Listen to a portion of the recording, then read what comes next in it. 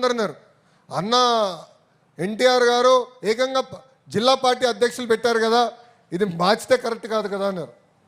నేను కాలం మారింది, రాజకీయంగా అవసరాలు మారినాయి.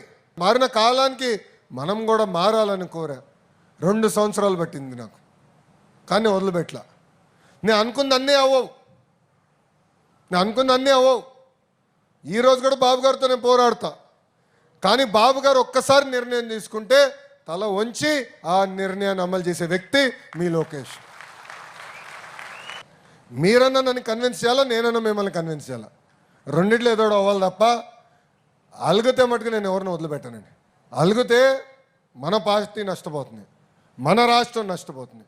ఇది దయచేసి గుర్తుపెట్టుకోవాలని కార్యకర్తలందరినీ నేను కోరుతున్నా.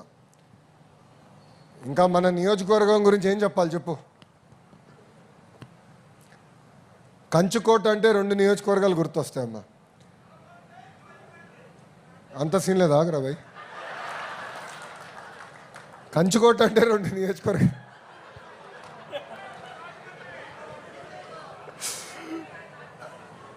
అయ్యా, నాకు మా మామగారు చిచ్చు పెట్టేటట్టున్నా స్వామి. నేను ఎక్కడున్నాడు ఆ మహానుభావుడు? ఎవడు చెప్పాడు? అందరు చూపిస్తున్నారు. ఇప్పుడు పార్టీ ఆవిర్భావం తర్వాత 2 నియోజకవర్గాలు మనం ఎప్పుడు ఓడిపోయింది. ఒకటి కుప్పం, రెండోది హిందూపూర్. ఎప్పుడు ఓడిపోలా. ఏంటి చప్పట్లు కూడా ఎత్తున్నారు? ఆ చరిత్ర మనం తిరిగి రాయాలి స్వామి. మళ్ళీ కంచుకోట అంటే మంగళగిరి, రాజమండ్రి లాగా తెలిసే విధంగా చరిత్ర తిరిగి రాయాలి. చరిత్ర రాయాలన్నా, తిరిగి రాయాలన్నా ఒక తెలుగుదేశం పార్టీతోనే సాధ్యం. మనం చూసాం 2019లో మీరు మమ్మల్ని ఆశీర్వదించారు, దీవించారు, భవానీ చెల్లమ్మని గెలిపించారు. అందుకే ఎక్కడికి వెళ్ళినా జై భవానీ అంటాను నేను. వాసు జాతి కూడా చెప్పించాలే. కష్టకాలాల్లో నిలబడింది చెల్లి. శాసనసభ సాక్షిగా మా తల్లిని ఎట్లయితే అవమానించారో భవానీ గారిని కూడా అవమానించారు. మద్యం పైన మాట్లాడితే ట్రోల్ చేశారు, మనందరం చూసాం. ఒక చీమను కూడా ఏమనలేదు చెల్లి. అలాంటి చెల్లమ్మ పైన కూడా వాళ్ళు ఎలా దాడి చేశారో మనందరం చూసాం. ఇప్పుడే వాసు అన్నాడు ఎమ్మెల్సీ ఎన్నికలు వస్తున్నాయి. అప్పటికి నాకు అర్థమైంది మనం గెలుస్తామని. ఎంత ఇబ్బంది పెట్టారో మనందరం చూసాం. వాసు పైన కేసులు పెట్టారు, జైలుకి తీసుకెళ్లారు. ఇక్కడ అప్పారావు గారి పైన కేసులు పెట్టారు, వాసు గారి తల్లి పైన కేసులు పెట్టారు. చివరికి వాసు చెప్పినట్లు వాళ్ళ కొడుకు ఇంట్లో ఉంటే పోలీసుల్ని పంపించి అన్ని రకాలుగా ఇబ్బంది పెట్టాలని ప్రయత్నించారు. కానీ జై తెలుగుదేశం అన్న నినాదానికి కట్టుబడి ఉంది ఆదిరెడ్డి కుటుంబం అని సభాముఖం తెలియజేస్తుంది. 5 సంవత్సరాలు మమ్మల్ని ఎక్కడ ఇబ్బంది పెట్టలా. ఒకటే చెప్పాడు, అన్న 2024లో మళ్ళీ మాకు అవకాశం ఇస్తావు కదా అని. నేను అప్పుడు ఒకటే మాట అనేవాడిని, జై భవానీ అనేవాడిని.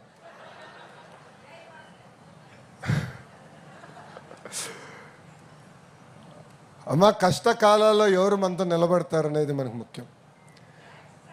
అధికారంలో ఉన్నప్పుడు కప్పలాగా కొంతమంది వస్తారు, అంటే నీళ్ళు ఎక్కడుంటే అక్కడ కప్పలు ఉంటాయి. నేను మర్చిపోను, నేను వదిలిపెట్టాను. ఇప్పుడు అధికారంలోకి వచ్చిన తర్వాత మేము పార్టీలోకి వస్తామంటే అవసరం లేదబ్బా. మా తలుపులు ఒకవైపే తిరుగుతాయి, బయటికే. లోపలికి ఎవడు వచ్చేదాకలా నాయకులను తయారు చేసే శక్తి తెలుగుదేశం పార్టీకి ఉంది. అందుకే పార్టీలో కొన్ని సంస్కరణలు తీసుకొస్తున్నాయి. ఇంకా అనుబంధ విభాగాల అధ్యక్షులు కానీ అధ్యక్షురాలు కానీ కంపల్సరీ ఒక పార్లమెంట్ పార్టీ అధ్యక్షుడిగా కానీ లేదంటే స్టేట్ కమిటీ ప్రధాన కార్యదర్శి ఉపాధ్యక్షుడిగానే పనిచేసి ఉండాలని, పార్టీ మూలాల్ని బలోపేతం చేయాలని నా లక్ష్యం. ఇప్పుడే సుజయ్ గారు చెప్పినట్లు వారానికి ఒక రోజు నేను పార్టీ హౌస్కి వెళ్తున్నా. నేను ఒకరోజు గౌరవ ముఖ్యమంత్రి చంద్రబాబు నాయుడు గారు ఒకరోజు వెళ్తున్నాం. ఎందుకంటే మీకు అందుబాటులో ఉండేదానికి, మీ సమస్యలు తెలిసేదానికి, పార్టీని ఇంకా పటిష్టంగా గ్రామ స్థాయి నుంచి కాదు కదా బూత్ స్థాయి నుంచి ఎట్లా బలోపేతం చేయాలనేది అది మా లక్ష్యం, మా ఆలోచన. అందుకే ఒక కొత్త కార్యక్రమం ఇచ్చాం.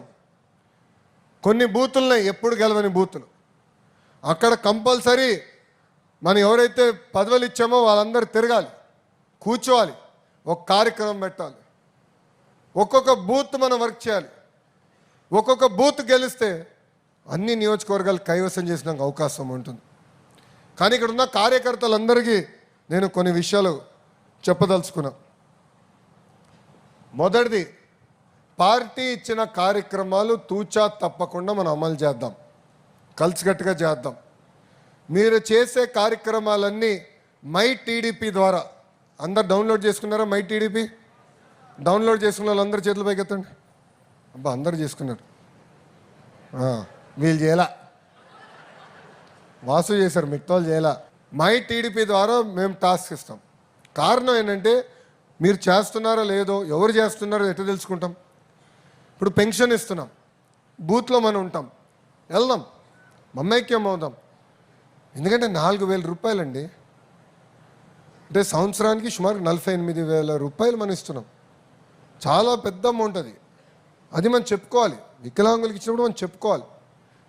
రేపు తల్లికి వందనం ఉంటుంది, చెప్పుకోవాలి.